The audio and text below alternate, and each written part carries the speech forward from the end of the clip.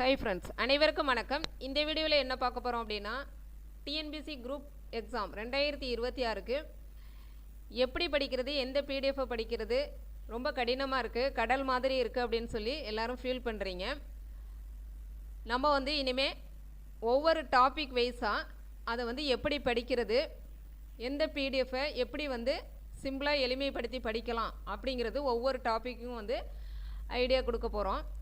இன்றைக்கி பிரித்தெழுதுக சேர்த்தெழுதுக எப்படி படிக்கலாம் அப்படின்னா, டிஎன்பிஎஸ்சி குரூப் 4 மற்றும் குரூப் 2 ரெண்டு எக்ஸாம்லேயும் பிரித்தெழுதுக மற்றும் சேர்த்தெழுதுக மொத்தமாக 5 கொஸ்டின்ஸ் கேட்டிருக்காங்க. இந்த 5 கொஸ்டின்ஸும் எங்கேருந்து கேட்டிருக்காங்க, ஃபஸ்ட்டு அந்த ப்ரூஃப் உங்களுக்கு காமிச்சிட்றேன். காமிச்சிட்டு அதுக்கு பிறகு அந்த பிடிஎஃப் எப்படி படிக்கணும், எப்படி ஹின்ஸ் எடுக்கணும், எப்படி எளிமையாக ஃபைனல் ரிவிஷனுக்கு எளிமையாக ஹின்ஸ் எடுக்கிறது அப்படிங்கிறது டீட்டெயிலாக சொல்ல போகிறேன். வீடியோவை கடைசி வரைக்கும் பார்த்தீங்கன்னா தான் உங்களுக்கு நான் என்ன சொல்கிறேங்கிறது புரியும். அதனால் ஸ்கிப் பண்ணாமல் எண்டு வரைக்கும் பாருங்கள். இது ரொம்ப ரொம்ப இம்பார்ட்டண்டான வீடியோ. ஓகே, பிரித்தெழுதுக. வேநன்மை என்னும் சொல்லை பிரித்தெழுதுக. வேல் ப்ளஸ் நன்மை. இந்த கேள்வி பார்த்தீங்க அப்படின்னா, பொதுவாகவே பிரித்தெழுதுக மற்றும் சேர்த்தெழுதுக எங்கேருந்து கேட்குறாங்க அப்படின்னா, நன்னூல் அதான் மூல நூல், அதுலேருந்து தான் கேட்குறாங்க. நமக்கு நன்னூல் கொஞ்சம் புரிகிறது கடினமாக இருக்கும். அதனால் நன்னூலை தெளிவுரை 2 ஆசிரியர் கொடுத்துருக்காங்க. ஒருத்தர் தாமரைக்கண்ணன், அவர் பார்ட் 1 கொடுத்துருக்கிறாரு. நன்னூலை தான் அவர் தெளிவுரை மாதிரி எழுதி கொடுத்துருக்கிறாரு. புரியும், அது நீட்டாக புரியும். அதே மாதிரி இன்னொருத்தர் பாலகிருஷ்ணன் சார், அவர் பார்ட் 2, இதுவும் தெளிவாக புரியும். இவங்க என்ன பண்ணியிருக்காங்கன்னா, அந்த நன்னூலை தான் 2 பார்ட்டாக 2 ஆசிரியர்கள் எழுதியிருக்காங்க. அதனால் அந்த 2 ஆசிரியர்கள்ட்ட நம்ம ரெஃபர் பண்ணலாம். இது பார்த்தீங்க அப்படின்னா, இந்த கேள்வி பாலகிருஷ்ணன் சார் புக்கில் உள்ளது இந்த ப்ரூஃப். ஓகேவா? வேல் ப்ளஸ் நன்மை, வேநன்மைங்கிறது பாலகிருஷ்ணன் சார் எழுதின புக்கில் உள்ளது. அடுத்த கேள்வி பாருங்கள். அது ப்ளஸ் அன்று என்ற சொல்லை சேர்த்து எழுதுக. இது அதான்று அதுவன்று அப்படிங்கிறது எதில் இருக்குது அப்படின்னா, நன்னூலில் இருக்குது. இது அதான்றுங்கிறது டைரெக்டாக யார் கொடுத்துருப்பாங்க அப்படின்னா, இளங்குமரனார் சார் புக்கில் அது ப்ளஸ் அன்று அதான்று, அது முன் வரும் அன்று ஆன்றாம் தூக்கின். இது இளங்குமரனார் சார் புக்கில் இருக்குது. ஓகேவா? அடுத்த கேள்வி, சேர்த்து எழுதுக. உள் ப்ளஸ் மனம், உண்மனம். இது பார்த்தீங்க அப்படின்னா உங்களுக்கு இன்னொன்று, நான் அந்த ப்ரூஃப் காமிக்கும் போது சில பேர் சொல்கிறீங்க அப்படியே டிட்டோவாக இல்லை, நீங்கள் ஏதோ காட்டணுங்கிறதுக்காக காட்டுறீங்க அப்படிங்கிறீங்க. ஆக்சுவலாக இலக்கணத்தை பொறுத்த வரைக்கும் இது என்ன தியரி கான்செப்ட் அப்படியே டிட்டோவாக காமிக்கிறதுக்கு, இலக்கணத்தை பொறுத்த வரைக்கும் கான்செப்ட் புரிஞ்சுதுன்னா அது எப்படியா இருந்தாலும் அட்டன் பண்ண முடியும். இலக்கணத்தை பொறுத்த வரைக்கும் புரிஞ்சு தான் படிக்கணும். இப்போ அப்படியே உள் ப்ளஸ் மனம்னா உள் ப்ளஸ் மனம்னு இருக்கணுங்கிற அவசியம் இல்லை. கான்செப்ட் இந்த லகர ஒற்று வரும்போது அது தன்னகரமாக மாறும் அப்படிங்கிற அந்த கான்செப்ட் தெரிஞ்சிச்சு அப்படின்னா தான் இங்கே இந்த லகர ஒற்றுன்னு போது இது தன்னகரமாக மாறும் அப்படிங்கிறது தெரிஞ்சிருமே. இதுக்கு உள் ப்ளஸ் மனம் உண்மனம்னே காமிக்கணுமா? இது கான்செப்ட் தெரிஞ்சிச்சுன்னா அதுவே போதுமானது. அப்போ இந்த கான்செப்ட் எதில் இருக்குது அப்படின்னா, இதுவும் பாலகிருஷ்ணன் சார் புக்கில் இருக்குது. ஓகேவா? அடுத்தது பிரித்து எழுதுக. கங்கௌகம் என்னும் சொல்லை பிரித்து எழுதுக. கங்கா ப்ளஸ் ஓகம். இது குரூப் 4ல் கேட்கப்பட்டது. இது பார்த்தீங்க அப்படின்னா இளங்குமரனார் சார் புக்கில் தான் இந்த பிரித்து எழுதுக இருக்குது.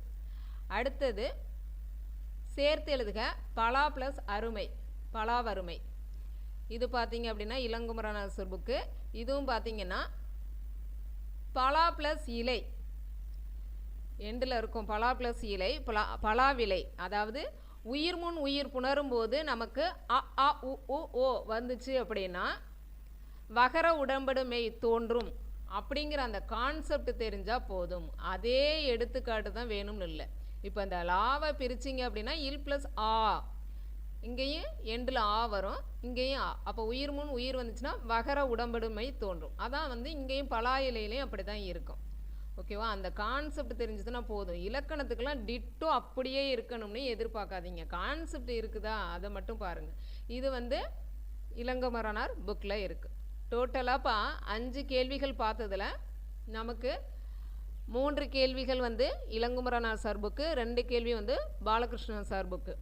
இப்போ பாலகிருஷ்ணன் சாரும் தாமரைக்கண்ணன் சாரும் வந்து நன்னூலை தான் வந்து அவங்க வந்து பார்ட் 1 பார்ட் 2ன்னு பிரித்து எழுதியிருக்காங்க. நன்னூல் புரியாதுங்கிறவங்க இந்த 2 பேர்த்தையும் பார்த்துக்கலாம். இல்லை எனக்கு நன்னூல் அண்டர்ஸ்டாண்ட் ஆகும்னா அது நன்னூல் மட்டுமே போதும், இவங்க வேண்டியதில்லை. பாலகிருஷ்ணன் சாரதும் தாமரைக்கண்ணன் சாரதும் வேண்டியதில்லை. ஓகேவா? அப்புறம் இளங்குமரன் சார். ஓகே, இப்போது இந்த 4 PDF, இந்த 4 PDFையும் வந்து உங்களுக்கு நான் குரூப்பில் ஷேர் பண்ணுறேன். ஷேர் பண்ணுறனாட்டியும் உடனே கட் பண்ணிவிட்டு அங்கே போகாதீங்க. அது எப்படி வந்து நீங்கள் படிக்கணும், எப்படி ஹின்ஸ் எடுக்கணுங்கிறத சொல்கிறேன். இப்போ எப்படி படிக்கிறதுங்கிறத சொல்கிறேன்.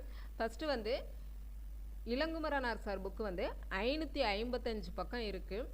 அப்போ 555 பக்கமும் படிக்கணுமா அப்படின்னு தான் அந்த புக்கினுடைய சைஸு பேஜஸ் பார்த்துட்டு பயப்படுறீங்க. அப்படி கிடையாது. நமக்கு தேவை அவருடைய புக்லேருந்து எது, பிரித்தெழுதுக சேர்த்தெழுதுக. அப்போ அது எந்த கான்செப்ட் கவர் ஆகும்? புணர்ச்சி விதிகள். அப்போ புணர்ச்சி விதிகள் வந்து டோட்டலாக ஒரு 75 பக்கம் தான் கவர் ஆகுது. அந்த 75 பக்கத்தை மட்டும் நான் அந்த பிடிஎஃப்பில் கட் பண்ணி கொடுத்துருக்கேன். அடுத்தது நன்னூல். நன்னூல் வந்து ஒரு 150 பக்கத்துக்கிட்டே என்னமோ இருக்குது. அதில் வந்து நமக்கு புணர்ச்சி விதிகள் மட்டும்தான் தேவை. அது வந்து டோட்டலாக ஒரு 55 பக்கமாக என்னமோ கட் பண்ணி கொடுத்துருக்கேன். ஓகேவா? அடுத்தது தாமரைக்கண்ணன் சார்து, பாலகிருஷ்ணன் சார்து கொடுத்துருக்கேன். ஓகே, இப்போ இந்த 4 பிடிஎஃப்க்கு என்ன வித்தியாசம்னு கேட்கலாம். நன்னூல் வந்து புரியாது கான்செப்ட், அதனால் அவருடையதை வந்து தெளிவுரை எழுதியிருக்காங்க. யாருன்னா தாமரைக்கண்ணன் சாரும் பாலகிருஷ்ணன் சாரும். பார்ட் 1 பார்ட் 2ன்னு 2 பேரும் பிரிச்சுக்கிட்டு நன்னூல் புக்கை தான் தெளிவுரை எழுதி கொடுத்துருக்காங்க. அதனால் அது 2ஐயும் நீங்கள் பார்த்துக்கலாம்.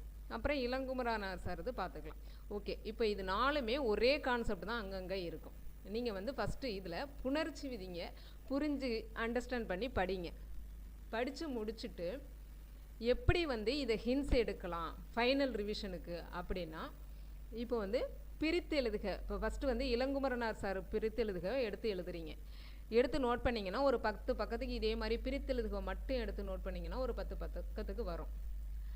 அது போக இதில் கவர் ஆகாமல் நன்னூல்லையும் பாலகிருஷ்ணன் சார்லேயும் தாமரை கண்ணன் சார்லேயும் இருக்கும் இல்லையா, அதையும் எடுத்துக்கொண்டாந்து இதோட சேர்த்துக்குங்க. அப்போ அந்த பிரித்தெழுதுக ஒரு இடத்துல ஒரு பக்கமாக தொகுத்துருவீங்க. ஒரு 15 பக்கத்துக்கிட்ட தான் வரும். ஆக இந்த 15 பக்கம் தான் நீங்கள் கடைசி நேரத்தில் படிக்க போகிறீங்க ரிவிஷனுக்கு. இப்போ இதில் வந்து நீங்கள் கடல் மாதிரி இருக்குது எப்படி படிக்கிறதுன்னு கேட்குறீங்க. இது இப்படி தான் நீங்கள் சுருக்கி எல்லா டாப்பிக்குமே இப்படி தான் நீங்கள் சுருக்கி கொண்டு வர போகிறீங்க. ஓகேவா? அதனால் இப்போ வந்து அந்த 555 75 சுருக்கி கொடுத்துருக்கேன், 150 55 சுருக்கி கொடுத்துருக்கேன். இதை நீங்கள் 15 சுருக்க போகிறீங்க. இதுதான் மேட்ரு. இப்படி தான் நம்ம படிக்கணும். எல்லா டாப்பிக்குமே இப்படி தான். அதனால் தமிழை கண்டு பயப்படாதீங்க. இது மாதிரி நீங்கள் வந்து படித்து ஃபைனலாக ஒரு சிம்பிளாக வந்து தொகுத்துக்கிடுங்க, ஒரு ஸ்மார்ட் மெட்டீரியலாக. இதுதான் வந்து hard work with smart work. இப்போ ஹார்ட் ஒர்க் பண்ணி நான் அதை எல்லாம் எங்கெல்லாம் இருக்குது என்னெல்லாம் பிடிஎஃப்னு வந்து உங்கள் கையில் கொடுக்க போகிறேன். நீங்கள் அதை ஃபைனலாக 15 பக்கத்துக்கு ஸ்மார்ட் ஒர்க் பண்ணி நோட் பண்ணிக்கிங்க. இல்லையா, இன்னும் 1.5 மாதத்தில் நான் ரெடி பண்ணிடுவேன், அப்போ என்கிட்ட வாங்கிக்கலாம்.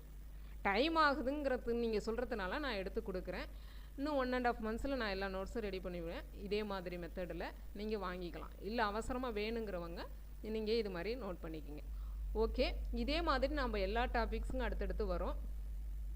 தயவுசெய்து நீங்கள் இந்த வீடியோவை பார்த்தீங்கன்னா கீழே நான் எண்டு வரைக்கும் பார்த்துட்டேன், எனக்கு புரிஞ்சுது, இல்லை இதில் எதுவும் புரியலை அப்படின்னு எதாக இருந்தாலும் டவுட்டு கேளுங்க. நீங்கள் என்ன பண்ணுறீங்கன்னா வீடியோவை எண்டு வரைக்கும் பார்க்க மாட்டேங்கிறீங்க, ஆடியோவை எண்டு வரைக்கும் கேட்க மாட்டேங்கிறீங்க. என்னங்கிறதே நீங்கள் தெளிவாக கேட்காம இப்போ என்னென்னா இது 15 பக்கத்துக்குள்ளே சுருக்கிக்கலாம். ஆனால் நீங்கள் என்ன சொல்லுவீங்க, பக்கமாக அனுப்பிவிட்டோம்பீங்க.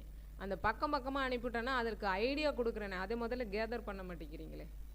ஓகேவா? அதை முதல்ல கேதர் பண்ணுங்கள். அதனால் எனக்கு வந்து வீடியோவில் தயவு செய்து உங்களுடைய கருத்துக்களை வந்து வீடியோவில் வந்து பகிர்ந்து கொள்ளுங்கள். நீங்கள் எந்த அளவுக்கு சப்போர்ட் பண்ணி பகிர்ந்து கொள்கிறீங்களோ அப்போ தான் நான் வந்து இன்ட்ரெஸ்ட்டாக அடுத்தடுத்த டாபிக் வந்து நான் தேடி கொடுக்க முடியும். அதனால் உங்களுடைய கருத்துக்களை வீடியோவில் சொல்லுங்கள். உங்களுடைய ஃப்ரெண்ட்ஸ் எல்லாம் வந்து எப்படி படிக்கிறதுன்னு தெரியாமல் இருப்பாங்க, அவங்களுக்கு இதை ஷேர் பண்ணிவிடுங்க. ஓகே, நன்றி. நெக்ஸ்ட் வீடியோவில் பார்ப்போம்.